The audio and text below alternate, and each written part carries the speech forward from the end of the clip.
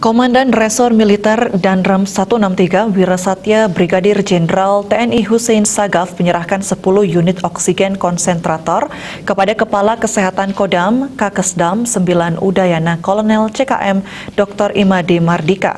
Penyerahan 10 unit alat oksigen konsentrator di lobi Makorem 163 Wirasatya Denpasar ini untuk mengantisipasi kebutuhan oksigen yang terus meningkat akibat lonjakan kasus COVID-19. Bantuan alat tersebut akan dipergunakan Kesehatan Kodam 9 Udayana untuk menangani pasien COVID-19 di wilayah Provinsi Bali dan Nusa Tenggara. Donasi oksigen konsentrator merupakan bantuan dari Yayasan Buddha Suci dan Kementerian Sekretariat Negara Setnek RI yang diserahkan ke sejumlah wilayah di Indonesia termasuk untuk TNI, dalam hal ini Kesehatan Kodam 9 Udayana.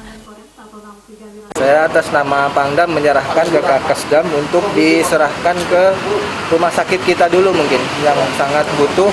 Di antaranya rumah sakit tingkat 4 di Buleleng itu belum punya. Kemudian yang di Rindam juga belum punya. Di rumah sakit di NTT maupun di NTB itu juga kita akan dukung, termasuk nanti salah satu puskesmas yang memang sangat membutuhkan. Komandan Resor Militer Danrem 163 Wirasatya Brigadir Jenderal TNI Hussein Sagaf juga menyampaikan apresiasinya atas bantuan oksigen dengan kapasitas yang cukup besar. Alat tersebut tidak perlu diisi ulang dan bisa langsung terhubung ke listrik untuk menghasilkan oksigen. Danrem lebih lanjut menjelaskan bantuan 10 oksigen konsentrator itu tidak hanya diperuntukkan bagi rumah sakit TNI Angkatan Darat di Bali saja, tetapi juga menyasar rumah sakit TNI Angkatan Darat di wilayah NTB dan NTT demi menunjang kebutuhan oksigen dalam kondisi pandemi. Oksigen perlu diisi ulang. Kalau ini kan tinggal nyolot, dia menghasilkan suatu alat yang menghasilkan oksigen, langsung bisa ke pasiennya. Jadi ini adalah sangat bermanfaat kepada rumah sakit yang selama ini selalu kekurangan oksigen.